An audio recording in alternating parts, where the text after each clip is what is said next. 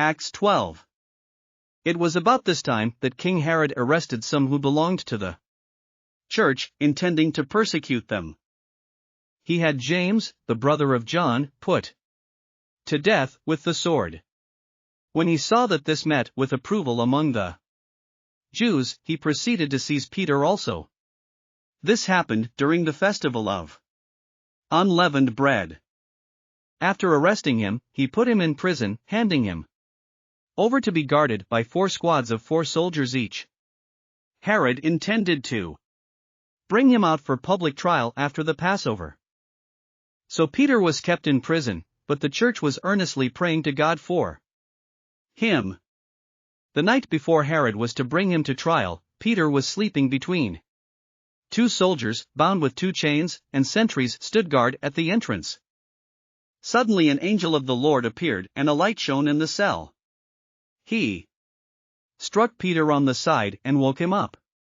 "Quick, get up," he said, and the chains fell off Peter's wrists. Then the angel said to him, "Put on your clothes and sandals." And Peter did so. "Wrap your cloak around you and follow me," the angel told him. Peter followed him out of the prison, but he had no idea that what the angel was doing was really happening. He thought he was seeing a vision. They passed the first and second guards and came to the iron gate leading to the city. It opened for them by itself, and they went through it. When they had walked the length of one street, suddenly the angel left him. Then Peter came to himself and said, "Now I know without a doubt that the Lord has sent his angel and rescued me from Herod's clutches and from everything the Jewish people were hoping would happen." When this had dawned on him, he went to the house of Mary, the mother of John, also called Mark, where many people had gathered and were praying.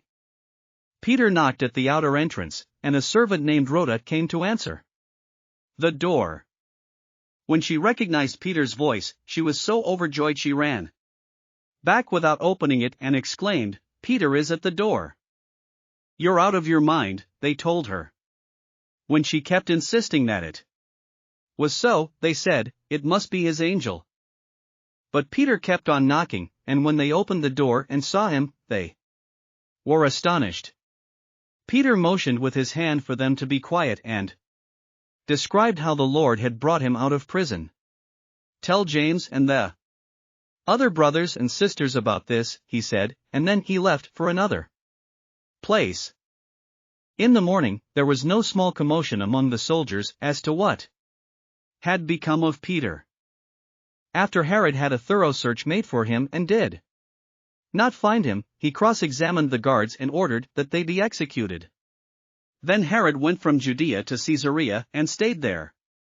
He had been quarreling with the people of Tyre and Sidon. They now joined together and sought an audience with him. After securing the support of Blastus, a trusted personal servant of the king, they asked for peace, because they depended on the king's country for their food supply.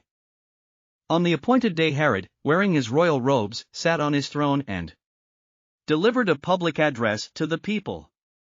They shouted, "This is the voice of a god, not of a man." Immediately, because Herod did not give praise to God, an angel of the Lord struck him down, and he was eaten by worms and died. But the word of God continued to spread and flourish.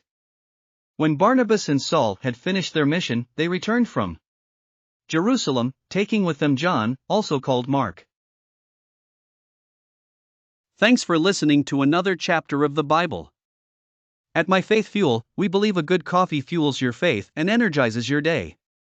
Please visit myfaithfuel.com to explore our delicious coffee blends. Part of each purchase goes to training worshipers around the world. Thanks for listening.